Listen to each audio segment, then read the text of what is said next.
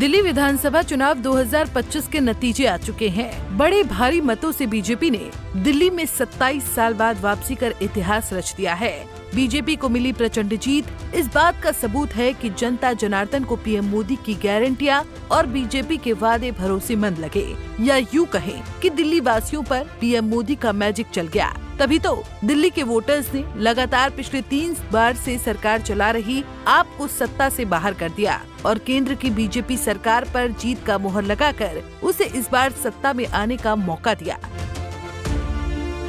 ऐसे में अब आपको विस्तार से बताते हैं कि आखिर दिल्ली में बीजेपी ने कैसे जीत का परचम लहराया और कहां-कहां बीजेपी उम्मीदवारों को मिली बम्पर जीत।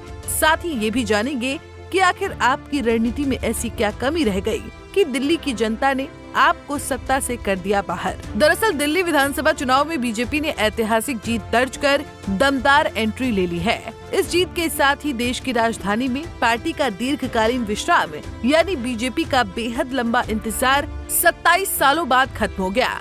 वहीं आम आदमी पार्टी, जो कि पिछले 1 दशक से सत्ता पर काबिज थी, उसके शासन का अंत हो गया। पिछले चुनाव में बीजेपी और आप के बीच 15% वोटों का अंतर था। वहीं इस बार अब तक आए आंकड़ों के मुताबिक यहां आम आदमी पार्टी को 43.61% वोट मिले हैं, जबकि बीजेपी को 45.88% वोट मिले हैं।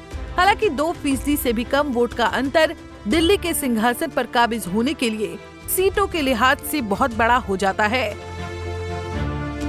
विधानसभा चुनाव के नतीजे बताते हैं कि बीजेपी को दिल्ली में 48 सीटें मिली हैं, जबकि आपको 22 सीटों पर संतोष करना पड़ा है। ऐसे में सबसे पहले आपको दिल्ली की उन सीटों का हाल बता देते हैं जो दिल्ली चुनाव में मुख्य रूप से चर्चा का केंद्र बनी हुई थी। तो आपको बता दें कि दिल्ली में बीजेपी ने आपके कई महारथियों को धूल चटा दी।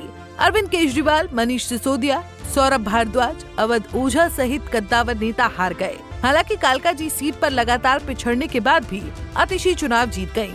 नई दिल्ली सीट से अरविंद केजरीवाल भी हार गए। ये सीट दिल्ली के सबसे हॉट सीटों में से एक थी, जहां केजरीवाल 3182 वोटों के अंतर से प्रवेश वर्मा से चुनाव हार गए। जंगपुरा में मनीष सिसोदिया बीजेपी के तरविंदर सिंह से 675 वोटों से हार गए हैं। दिल्ली की पटपड़गंज सीट से आम आदमी पार्टी ने मशहूर शिक्षक अवध ओझा को चुनाव में उतारा था, वो भी हार गए हैं। बीजेपी के रविंद्र सिंह नेगी को 74,060 यानी 28,072 प्लस में वोट मिले।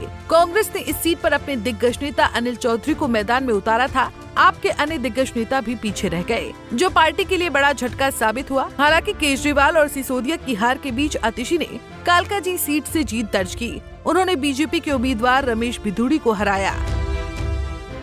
अब ऐसे में ये भी जान लेते हैं कि बीजेपी लहर के आगे कैसे फीका पड़ गया आपका फ्रीबीज का मुद्दा। दरअसल ऐसे कई कारण हैं जिसने आपकी छवि को धूमिल करने में अहम भूमिका निभाई है। ऐसे में साफ तौर पर देखा जा सकता है कि कैसे बीजेपी की रणनीति और एक्स फैक्टर ने आपकी हार की स्क्रिप्ट लिख दी और दिल्ली की जनता ने आपको ही सत्ता से फ्री कर दिया। वहीं यमुना के किनारे बसी दिल्ली का सियासी मूड अब बदला नजर आ रहा है। दिल्ली में बीजेपी ने तगड़ी वापसी की है। बीजेपी की इस ऐतिहासिक जीत के बाद पार्टी मुख्यालय में कार्यकर्ताओं ने ढोल नगाड़ों और पटाखों के साथ जश्न मनाया। जगह जगह मिठाइयां बांटी गयीं और मोदी मोदी के नारे गूंजे। बहरहाल दिल्ली विधानसभा चुनाव 2025 ने राजधानी की राजनीति में एक बड़ा मोड़ ला दिया है। दिल्ली की जनता ने बदलाव का फैसला कर लिया है। अब ये देखना दिलचस्प होगा कि बीजेपी अपने चुनावी वादों को कैसे पूरा करती है और दिल्ली को किस दिशा में आगे ले जाती है। Bureau report, Punjab Kesari TV. हमसे जुड़े रहने के लिए हमारे YouTube चैनल को सब्सक्राइब करें और नई वीडियो की नोटिफिकेशन के लिए बेल आइकॉन को दबाएं।